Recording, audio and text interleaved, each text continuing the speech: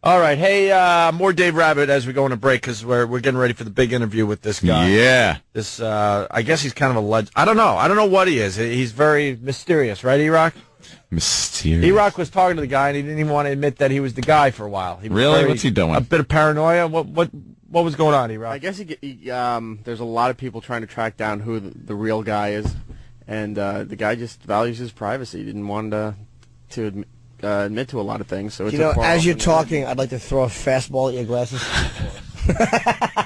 Oh, and E-Rock just goes, of course. Well, he's right, but it was only because he was stammering through that very... Yeah. Sorry, Eric. All right, well, we're going to talk to him. He did underground radio in Vietnam, Saigon. He only did 21 shows. That's it. Because they were chasing him. They were trying to figure out where this guy was broadcasting from, and turned out he was broadcasting from a whorehouse. He rented one of the rooms that they needed. And they couldn't even find him? Were they looking for him? Is that the problem? What I read, man, every day he was paranoid that he was going to get caught. Wow. So he was scared. And there's so many whorehouses there, too, in Vietnam. It's probably hard to find one whorehouse. Right. Probably 3 or 4. Perhaps more than that, Ant.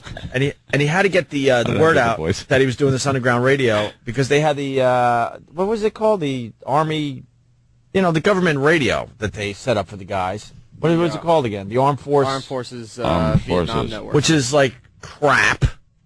Yeah, they kind of by the book by the radio, book. yeah. And a lot of the guys knew it was crap, so they figured out how to break into that broadcast so this guy could say, look, starting in a few minutes, I'm going to be doing this crazy show on... Pirated it. Yeah, on the frequency 69. And that's how it started, and then it just kind of blew up. For a short amount of time, 21 days, and that was it. Then done. And then he just disappeared. Yeah. And he had something. He should have been doing radio all along. Yep. Here's another clip from his underground radio show. Here's another Dave Rabbit philosophy. Candy is sweet, but won't rot your teeth. I'm not saying Vietnamese that is. American won't rot your teeth. Words to live by, Lloyd. Words to live by. And then he's got a hitchhiker commercial here. And now here's one of our most requested commercials. Our hitchhiker commercial. Listen closely and take heed. Say, do you have advantage of a Jeep, pickup, or deuce and a half? No. Do you get to drive where you want to go? No. Well, here's something to think about. Okay. Have you ever seen some troop trudging along the roadside and thought about giving him a lift? Many times. Don't.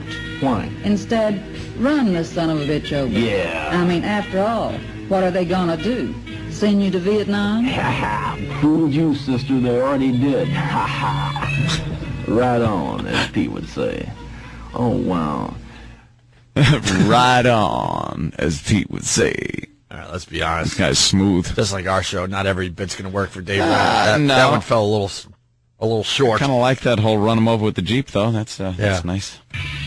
Today, the Base Exchange has received a new shipment of items to really blow your mind.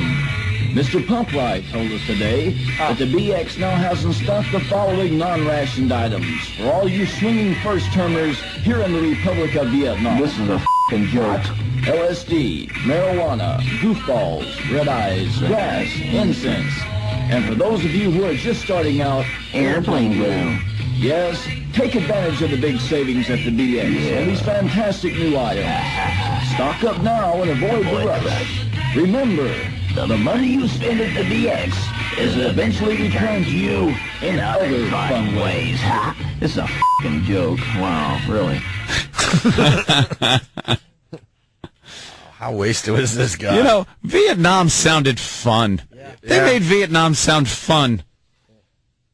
Well, that was his goal. He was trying to, get a laugh going for the guys. Get a little laugh. As they were scared S-less out there in the jungle. Bouncing Betty removed your manhood. Looking for Charlie. Wonderful. Would they?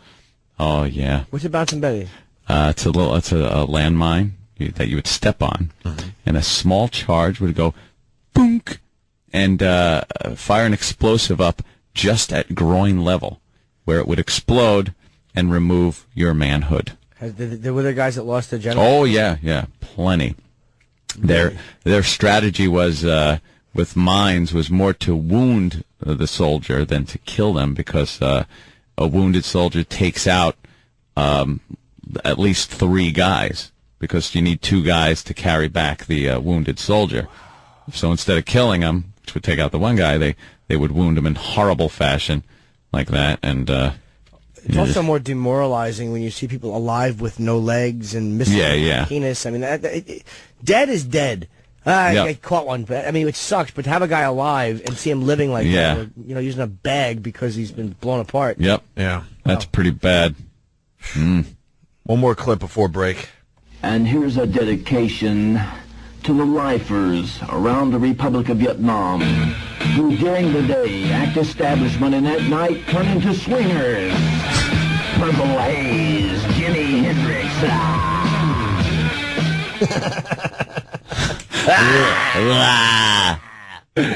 All right, we're going to be talking to Dave Rabbit, hopefully right after the break. So stay right there. It's Opie and Anthony. All right, I got to interrupt this because we got Dave Rabbit on the phone. Dave. Yeah. Welcome to the Opie and Anthony Show. How are you, sir? Hey, brothers. What's happening? Well, we've been having a lot of fun playing some clips from your underground radio show from 1970, Saigon, Vietnam. I love it, brother. I love it, yeah.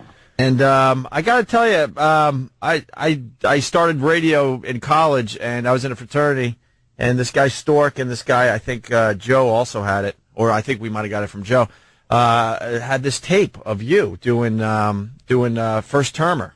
It was called First Termer, right? Yeah, Radio First Termer. And we were amazed by this cassette, and no one knew anything about you. No one knew anything about the show. And we would listen to it every once in a while. And then I got a copy of it. I just threw it in a box. And I don't know, 15, 20 years go by, and all of a sudden I'm unloading my apartment, and I find this thing, and I'm like, oh my God, I used to love this tape, and I brought it on into the show, and we've been playing it and just freaking out about it. Yeah, E-Rock sent me a copy of the show yesterday. I wasn't available to listen to it, but yeah, you guys rock and roll, brother. You really did. Well, you had quite the show back then. I mean, what was it? Were you a pirate station? Were you taking over a signal? How did it actually work? Well, I mean, Reader's Digest version, it actually started when I was on my second tour in Fan Rang. I was associated with a legal AFVN radio station called Radio Fan Rang, and my roommate, Jim Brookshire, is the one that got me involved as his studio engineer. And as it turned out, when I left that assignment to go to Saigon, we had a rocket attack that morning that I was leaving to go back home on R&R, and a rocket landed in our room, killed Jim. Wow. And, if I had been laying there, I'd been dead too. So it really rocked me to my roots, because this was just a generous, sweet, loving guy that would have, done anything for anybody in humanity, and it was a senseless war to begin with.